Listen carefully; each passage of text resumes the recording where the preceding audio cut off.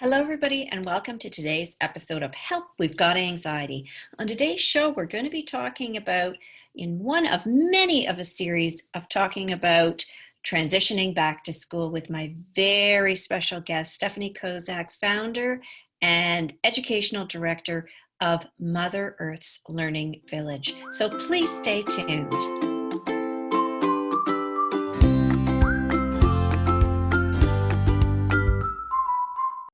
Hello, everybody, and welcome to today's episode of Help We've Got Anxiety. Let me try that again with my very special guest, Stephanie Kozak of Mother Earth's Learning Village. She is the founder and director of education, and I'm so excited to talk to you today, Stephanie, because we are going to be talking about welcome back, the idea of transitioning back to school. Welcome, Stephanie.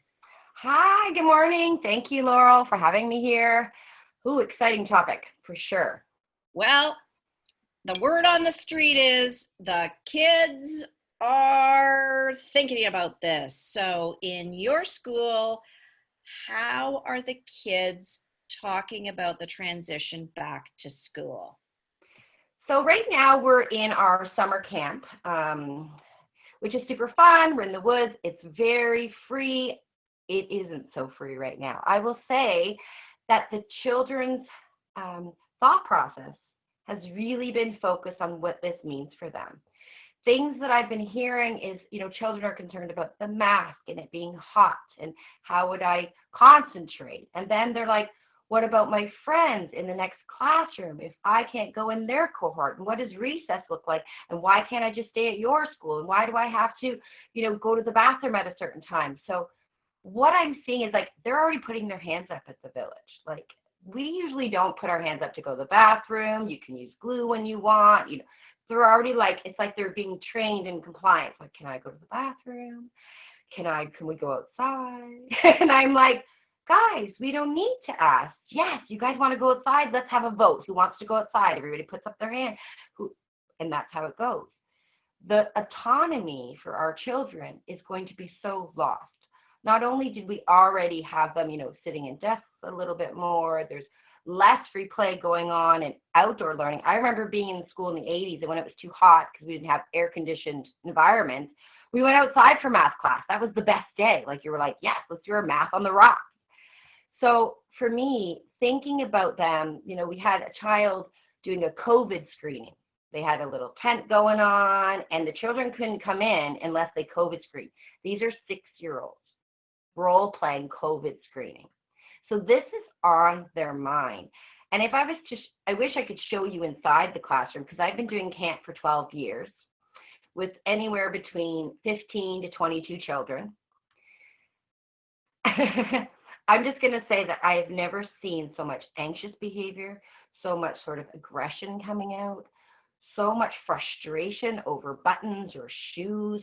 Their stuff is lost all day. They don't know where their lunch is. They don't know where their backpack is. Where did my towel go? Their brains are scrambled. And this week, we're really going to concentrate and have a good conversation about what are you guys feeling about this upcoming year? I think a lot of Thursday and Friday was really rough because I think they're hearing conversations with parents. The announcements just came out of what it looks like. Well, my brother doesn't have to wear a mask, but I do because I'm in grade 3. I don't want to wear a mask. I can't imagine the conversations that are going to happen in the morning. Well, why does I have to wear one and my brother in grade 2 doesn't? I'm only 1 grade different than him, Mom. This is so stupid. So we're setting our children up for tough mornings, tough afternoons, and a whole gamut of thoughts in their head. If they're not just worried about the math, is COVID in the classroom? Is COVID in the bathroom? Is COVID in the gym? Is COVID on my friend? I saw a meme today, actually, where one of my friends wrote, people who think that children who wear a mask all day don't know children. How many children do we think are going to lick their hand on purpose and chase kids around? I got COVID, right? So you're going to have our children who use their fear through sort of silly, they're going to be silly with it. They might be class clowny. And then you might have the other ones who will introspect, they're not going to speak too much. They might be very shy and stay to themselves. And then you'll have the other ones that, you're going to have a group that's going to come out in aggression and, boyish behavior, or they're going to be like, you know, you know, fighting the teacher on her demands or her choices. I know that I'm not a very good rule follower. So for me, I would be that one, flinging my mask, tapping my foot, gotta go bathroom, gotta go bathroom, gotta go bathroom. Think about Right. that. So it's actually coming out in there's snippets of behavior that you're experiencing right now, and we're just shy of a month out from school. So that's really interesting. What are you seeing in the parents? Are you noticing anything, or are the parents expressing anything to you right now? So I'm really noticing a lot of parents fearful. Like it's one extreme or the other. They're fearful that the school board isn't doing enough. 30 kids in the classroom, everybody's going to get sick. And then you have the other side. I don't want all these restrictions on my family or on my children for inducing trauma and fear and lack of even freedom thinking or critical thinking. They're going to be like, well, I got to just do what I'm told. That's getting stuck. And then you have these other parents that are afraid of getting sick. I'm not going to touch or think. That's getting stuck. So now we have these little brains that are so just closed off from any kind of thought process because they're getting stuff from their parents, from their peers, from their teachers. And then all of a sudden it's like, well, I don't even know what to think for myself anymore. And I really understand and have compassion for these parents because, in all fairness, it's almost impossible to keep this environment totally clean. We're not going to have a sterile place. And I think the one thing that we're missing is for us as parents and teachers and, the children is getting our stuff sort of balanced, our immune system good, our thoughts and feelings and our mindset in a good space. So really, the germs in the environment are just going to be secondary. If we can get this stuff under control, then we're not going to be almost manifesting our sickness. The germ's going to be there. It's going to be there. You can't expect the cleaning staff to, let's say that there's a school of 500 to 1,000 children. Even in cohorts, walking through the classroom, there's no one behind them spraying. And then thinking about that also. That's a whole other topic, the sprays and the stuff that they may be cleaning the environment with. And you said something quite poignant that really at the epicenter of this all is our own wellness, which contributes to our physical wellness. It contributes to our self-esteem and self-worth, but it also contributes to our emotional well-being, which is what this show is all about.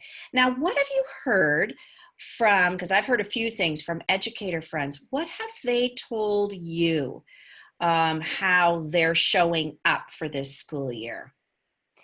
So I've actually reached out to a couple that they are so, I feel for them. They are like already programming a program designed against the new policies that may change in a month. It may change by January. It may get, we have no idea. And they're so focused on how is this classroom going to function? I'm telling them, don't think about it. You cannot think about what are your end goals. Okay, so you're doing a grade 1 class. You want them to count to 30, maybe group by twos. How can that show up? Because I'm telling you, every day is going to be a different setup because the children are going to show up differently. You may have it's sunny and it's beautiful. Oh my gosh, a rain day, girlfriend, I feel for you. Those kids are in that same cohort all day long. I don't care about math that day. You need to create a space for them that is going to make them in the most calm sense of belonging and also a safe place, because all that learning that you think that you want to get done that day is going to probably not happen in a way that you think you can, because you really need to take account how all their emotions of 30 kids in one classroom is coming. Maybe the neighbor kid got sick and he still goes to the same school. The conversation at home and in the morning that day is going to be, don't touch the neighbor kid. The neighbor kid, Joey over there, he got it. He got corona. Like, don't go. Oh, cootie lock forever. I did in grade 7, so I've been detected, right? So for me, I just feel like Don't overthink your plans because everything's going to change. Think about creating a space that is comfortable for you because you're going to get sick, because you're going to be in a fight and fear like the whole time. Oh my gosh, he's touching his mask, and I don't know if they're going to come in, and then who is going to sanitize, and did he just cough? Did he just cough? You are going to lose sight of the joy of teaching. So, all I can say is really bring in some more meditation, bring in some really great ideas for them to, think about mental math, forget about the pencil, get them to do ups and downs in their own, if it's their own spot that they have to go in, count by twos, 1, 2, and go back down, count by 2, 2, 4. Whatever you want to say, just some movement and some really great joy. And hopefully each month or each week, we don't know, will change. And it's so fascinating. I heard something that said that, we're going to have this virus forever. Well, okay, great. So, there are all these external forces outside of ourselves, social media and news channels. And we've talked with some of our media experts on how to navigate through the news, but navigating your family through this, navigating yourself, because many educators have their own children. Mm-hmm. So, their touch points are exponentially greater already. And so I can hear it, with my educators. They said, I don't know how I'm going to teach this year. It's just going to be about micromanaging microbes. There's a good talk for somebody. So you mentioned to teachers, and you mentioned some suggestions for teachers that they can focus in on to support their classroom. Let go of pencils and let go of writing, and what are some things that, they can do mentally. What advice would you give to a parent, some things that they can do, to stop the morning chaos? What do you think? Well, first I'm going to say to parents, be aware of sort of their child, how they're going to show up in the morning, how they present their morning. If you have had a child every morning was organized, ate breakfast, you had a lovely little conversation, and away you went on your merry way, that may change. And I want you to really take stock in how that's coming. It may come out as they don't like their cereal. It may come out as a tag. And I don't want to excuse the fact that I have 4 children who none of them like tags.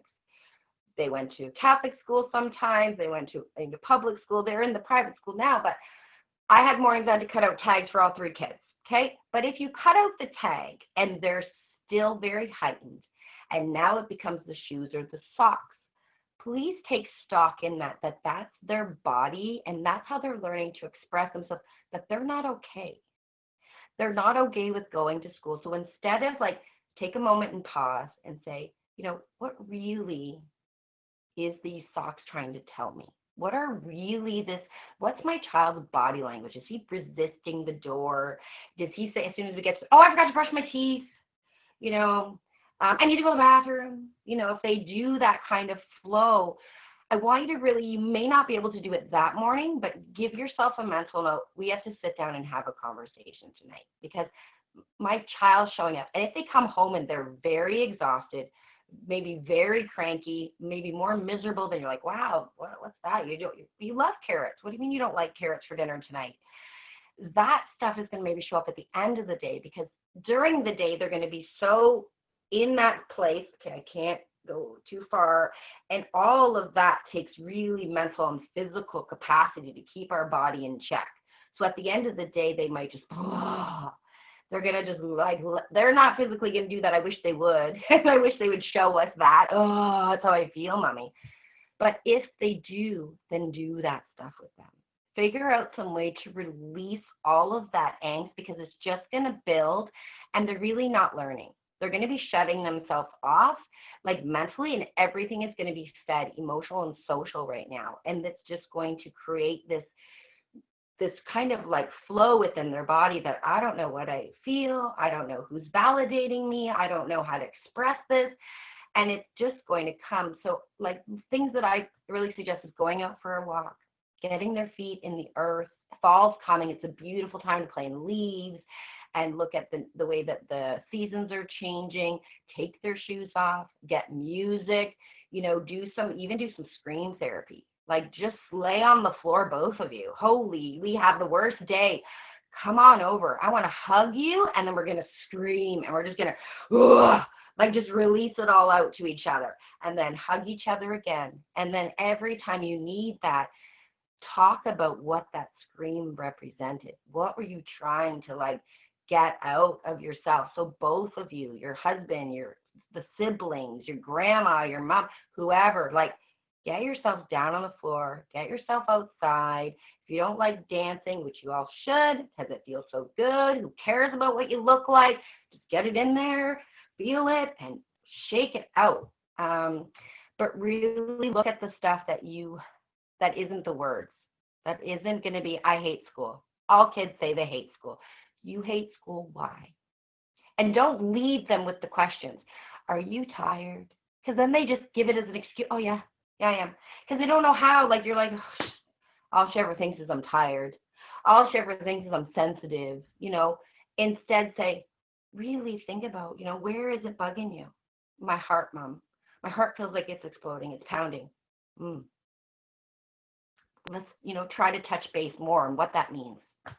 And, you've brought up so many recommendations and suggestions. We have a few minutes left, 3 to be exact. Okay. So I'm wondering if there is a family activity and then a classroom activity that you've particularly found helpful. So we'll start with the classroom activity. What's something that a teacher can do to really establish sort of that calm in the middle of the storm? So I would suggest when the room gets kind of up here and it's just like, holy Hannah, is I would really kind of say to them, like, try to get them back into your space. I always like to say, oh, can I see some eyes? Make sure everyone's listening. And then I like to focus on, oh, Laurel, I see Laurel's beautiful eyes. Hi, Laurel. And really bring that tone back so that they can get out of their head for a minute. And sometimes you might even have to have a heightened tone. Hey, hi! You might have to really get up there to get, startle them out of this thought process. And then just get them to do like a good amount of breathing. Like, I love these stones. I found one this morning as I was looking for a table.